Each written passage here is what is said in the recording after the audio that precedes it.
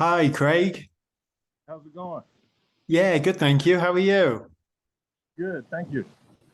So, such a pleasure to be able to speak to you today for this film because I'm a long-time fan of your work from all different sorts of projects you've done. And I had such a great time watching you specifically in this movie playing Officer Harold because such an interesting character. And to me, as an audience member, I felt like he was trying to do the right thing. And as the film goes on, he obviously becomes more and more obsessed with catching Mona Lisa. So you spent the time in his shoes. So how do you view him now? Is he a hero, villain, or somewhere in between in your eyes? He is I see him as the hero. You know, he's searching for the truth. He's stunned. He doesn't know quite how to proceed, but he's relentless. So I see him as the hero. I know he can be seen as the antagonist, but he's looking for to do the right thing. As he says to the girl at the end, you can't do this to people. It's not right. You can't just be, you know, controlling people at your will. But I don't know. He looks like the anti-hero, but I see him as the hero. Yeah, for sure. And because the mission he is on, it really, I think, as the film progresses, it eats him up inside. And obviously, it culminates with that really powerful confrontation with obviously you and Evan Whitten's character, Charlie. So, what was that day like on set for the two of you? Because that was a really, I think, hard hitting scene on both sides.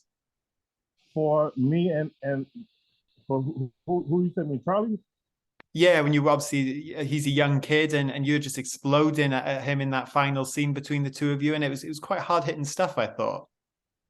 Yeah, well, yeah, I look like the not such a hero then, but yeah, it was. I mean, the whole thing was intense. Um, my the Anna Lily Amir Poor is the ultimate artist, ultimate individual. She everything came to life like from getting the script.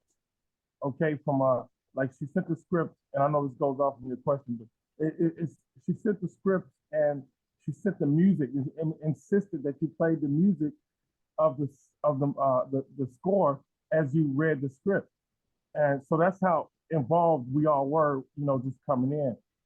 And but getting back to that, yelling at Charlie and knowing he knows something, but the little kid just said, it was infuriating for me as the cop, but it was intense. Everything was intense. Yeah, well, I mean, you can really, in your performance, you can feel that frustration that obviously Harold must have at this point because he has been just doggedly pursuing her throughout the whole film. And this is such an interesting role for you, and one that I thought really allowed you to show some different sides of yourself. So, was that part of the appeal for you that you working with Anna Lily, that you could maybe subvert some audience expectations here with this character? 1,000%. I mean, I love the weirdness of the script. Uh, I love that I got to do this, this character who ends up, who goes through these changes. I didn't love the the leg brace and crutches so much. That was tough, but yeah, it definitely showing a different side. Um, I don't do a lot of dramas or fantasy stuff like that. So it is always tempting to hop in that genre.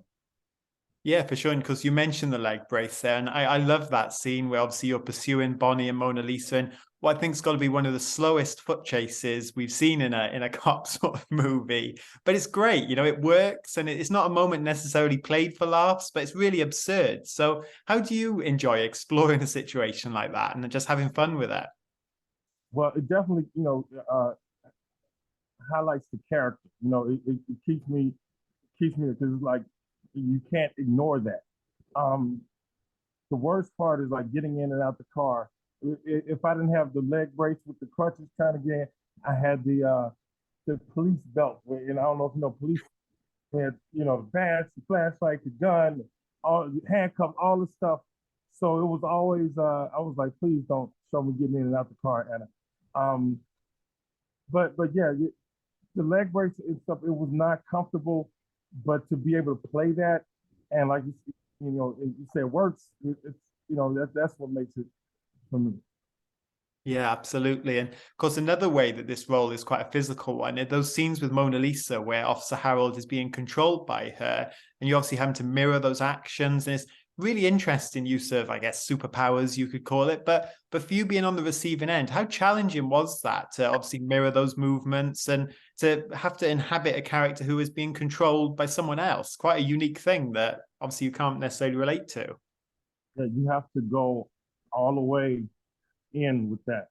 There was no and had to be wondering what's going on, had to be scared, had to do the movements, and it was it's I had to just suspend and believe and be in that. So it was challenging, but like if you say it works, thank you. Yeah, well, I loved it because it is such an interesting thing to see. And something else, of course, this movie is very trippy and unique. And I think a big part of that is that New Orleans setting. So as an actor, when you're shooting on location like that, is that really helpful to have those surroundings to play off instead of being on just a lot up in somewhere like Atlanta where the street is made up to look like New Orleans? Does that help you a lot? Oh, absolutely, it helps. It was very, the sensory overload in New Orleans is is great.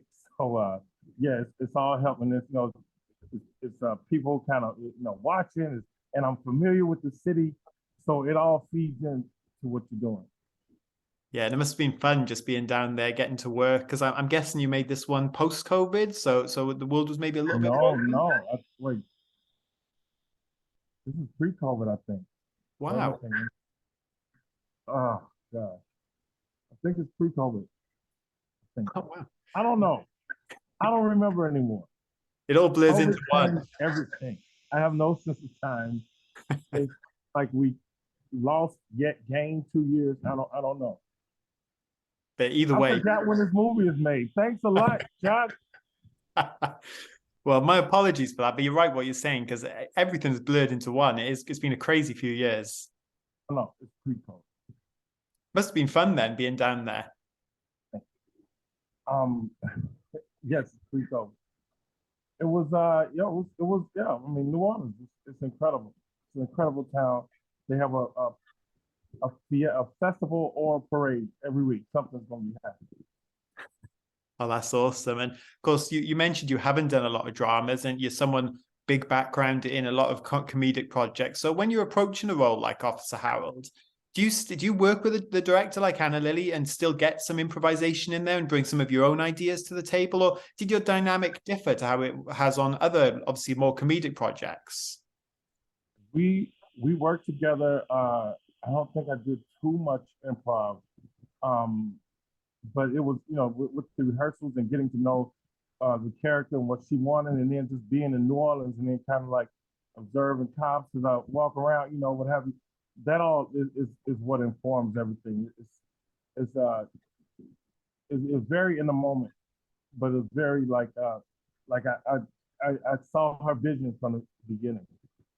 Yeah, for sure. And just on another note, I'm a big fan of The Office. I've got that new Lego set on back order on the way. Obviously, you're in there. You've got your own minifigure now. So what's it be? I mean, we're almost a decade on since the show ended. What's it been like for you to see how the show does still resonate and that they're even making Lego sets out of you guys and people want that stuff all this time on? Must be pretty special.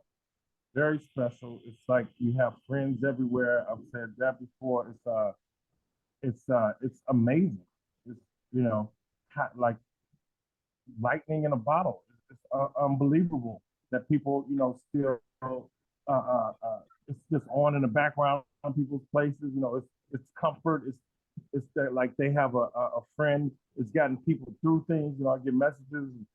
Somebody was sick, or it's the only thing that brings the family together, or made the mother laugh before she died. All kind of stuff, and it's beautiful. And it's I'm honored. I'm honored to be a part of it, and I love every second of it.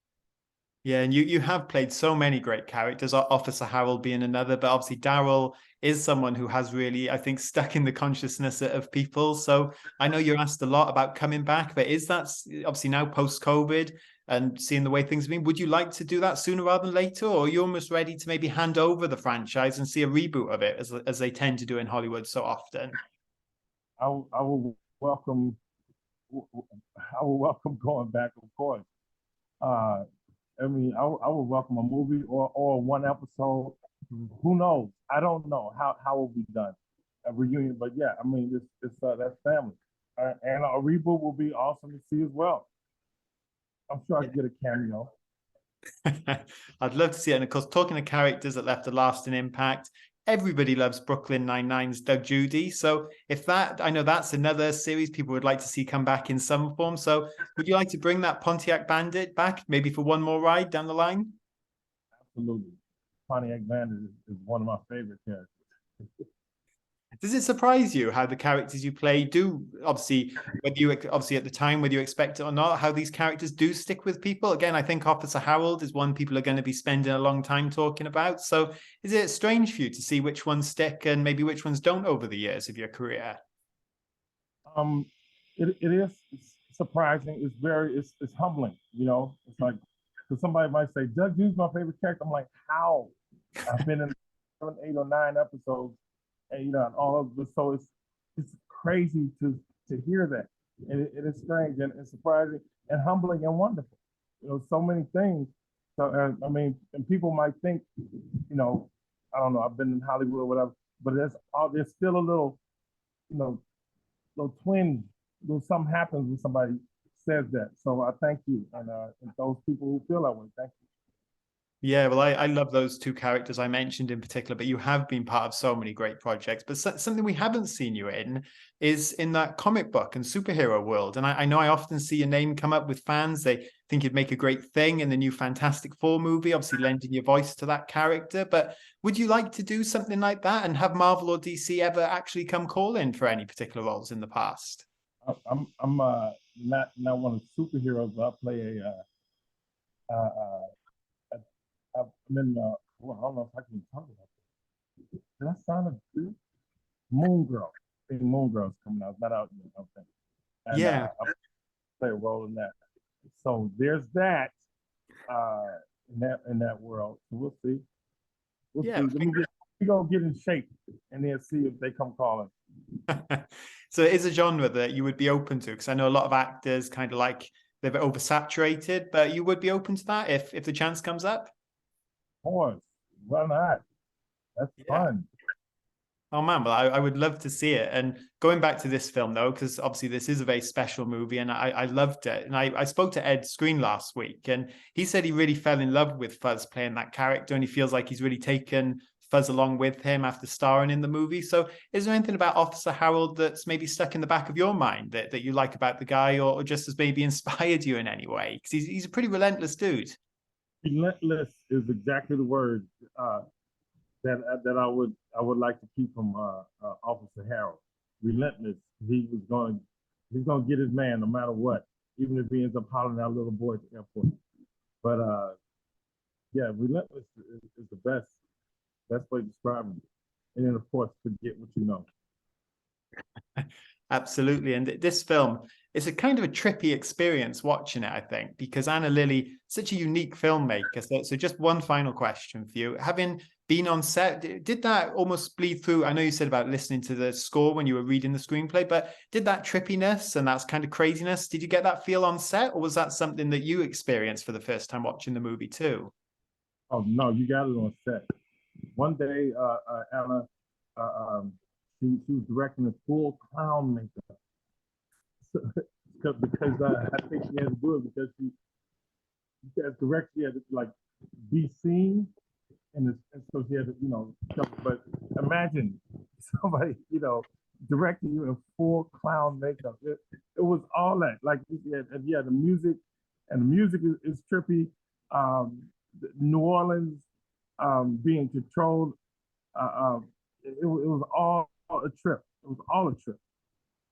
Well, I can only imagine the experience you guys must have had, because I know I had a great time watching it. And Craig, thank you so much for your time. As I said, I am a huge fan of your work, and I hope to speak to you for a long time. So it's been a real pleasure, particularly for a movie I think as fun as this one. So thank you.